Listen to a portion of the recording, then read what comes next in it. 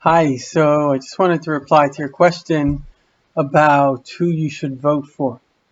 So, America before Obama was a united place. If you actually look at one of the largest Pew polls,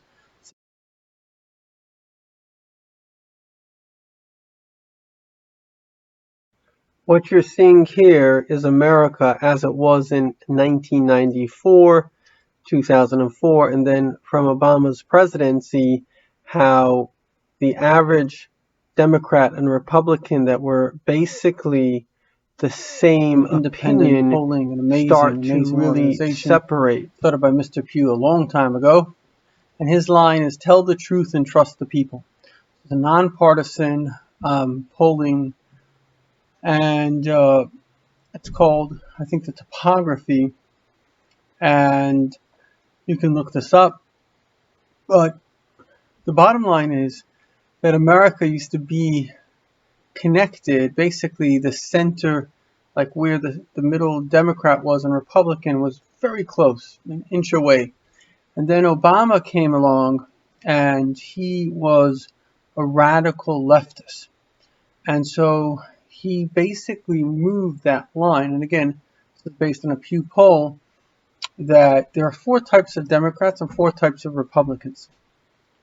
27% of the Democratic people that are Democrats are all the way on the left, and they are what I would call Obama cult members. And they represent 45%. That's what they call consistently liberal, like everything that is a liberal agenda or a thinking groupthink, which all groups have a groupthink. So they are the 45%, they're the strongest part of the Democratic Party. But the flip side is that the conservatives, the 27% that make up 45% of these are like the leaders of the party, they are not the cult group. There's a 6% on the far right, which you could call them the Trump cult group. They'll do everything Trump says. But the majority are actually independents. They're people that are thinking. And this is very, very critical because there are really only three factors.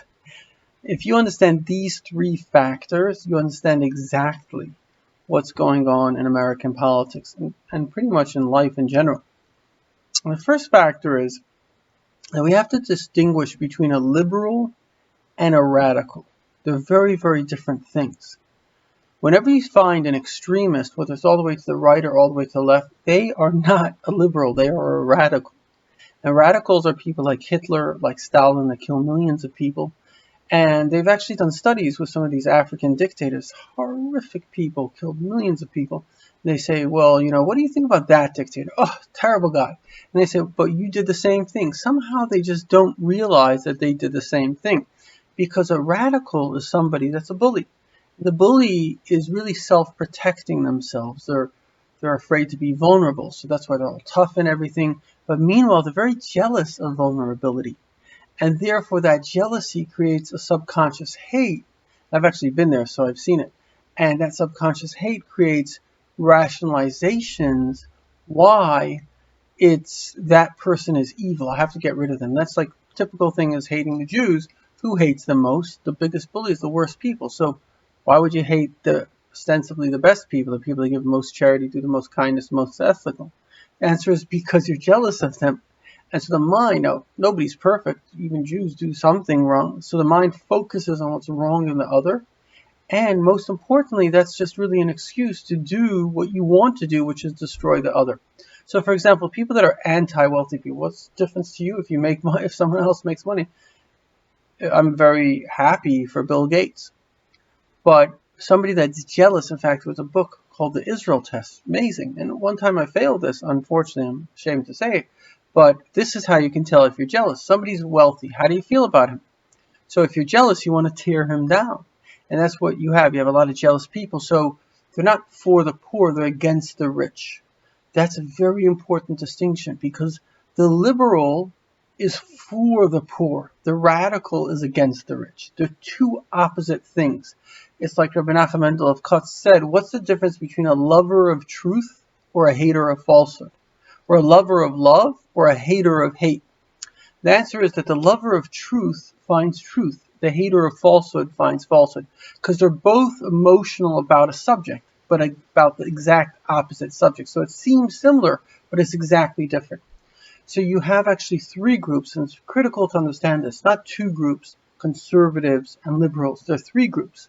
There are liberals, there are conservatives, and there are radicals. Now, if you go to the extreme on both ends, whether it's radical right, radical left, they're both radicals.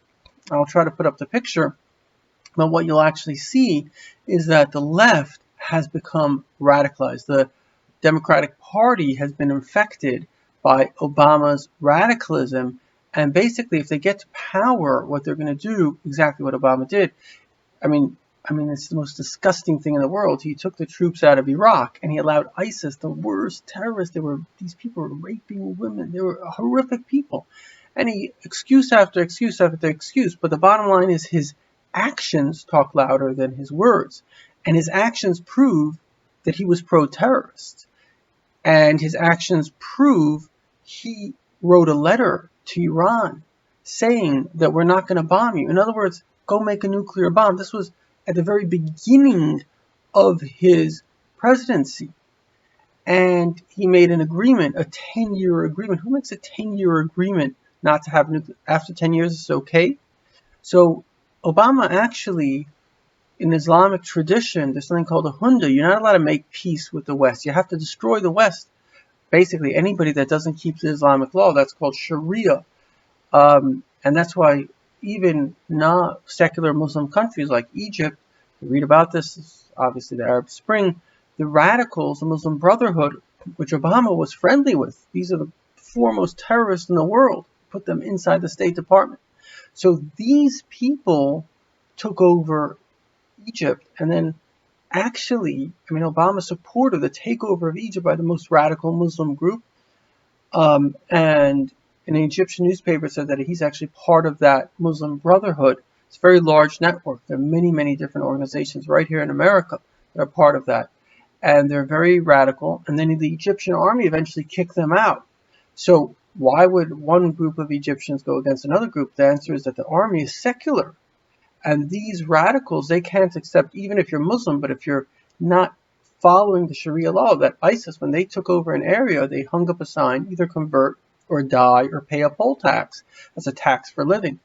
And that's exactly what Islam says to do. So it's not like ISIS is wrong according to ISIS is right. It's the secular governments that don't kill people that are wrong. So the fact of the matter is that in Obama's watch, we got wars in Lebanon, we had wars in Syria, we had wars in Libya, we had wars in Iraq, we had wars in Afghanistan, and wars in Yemen, and these are horrific wars. The war in, terrible. And Obama started these wars, right? If Obama did not start bombing Syria, did not start bombing Libya, these are two wars that are ongoing that he himself started. So that wouldn't have happened. People would have been safe. So that means this guy was really, really evil, and people don't realize it. And so radicals seem like they're very righteous because, again, in their own mind, they really are righteous because they are haters of hate. They're not lovers of love. And we all sometimes have that emotion. Obama he wrote a book, Dreams of My Father. He basically was abandoned by his parents and he had resentment. So people that have resentment, they're angry. So they're not looking for love. They're looking to get rid of hate. It's two opposite things. So these people that are anti-wealth, they're not looking to help the poor. They're looking to destroy the rich. You destroy the rich, you destroy the economy. And that's communism. You're not going to have food on your shelves. You didn't have toilet paper for a while. Well, imagine not having ketchup, mustard, fish. And I don't want to go further. It's really serious. So it's very, very important to understand this because people think that the Republicans are radicals. But if you look at the polls, and I'm going to try to put this up, Republicans are not radicals. They are what we would call conservatives. Conservatives are people that are rational. They're using their head. They're saying, well, basically, you got to budget the economy. You can't just spend money out of, it's going to have to come from somewhere. Basically, they're mature. They're using their head. Liberals are using their heart. They say if you're not a liberal by the time you're 20, you have no heart. If you're not a conservative by the time you're 30, you have no head. But a radical is filled with hate. So, bottom line is this. I want to answer your question, who to vote for. I don't care if you like Trump as a person. I said last time, it's not Trump is a better option. He's the only option. Because the left wing, unfortunately, has become radicalized. And radicals, if you care about women, then you have to vote for Trump. And you say, well, but the bottom line is under Trump, there's been peace in the world. He got rid of ISIS that were raping and torturing. So if you bring back the people that don't care about terrorism or actually support terrorism, so who do you think gets hurt first? Women. So the fact is that when I looked at the situation of Trump and Hillary, I didn't look at the personalities. Sure, if I had to have lunch with someone, I think Hillary would be a lot more interesting and more intellectual, and I'm a pretty intellectual guy. But when I look at the person that's going to protect people from evil, obviously it's the guy called Trump. And so the only reason you vote for a president is because you want somebody. He's actually in charge of the U.S. Army and the decisions of the defense of you and the nation. And now that the Democratic Party has become radical, so they're just going to allow black gangs to just go rampaging. So we're talking about international destruction. And this is real. This is not a joke.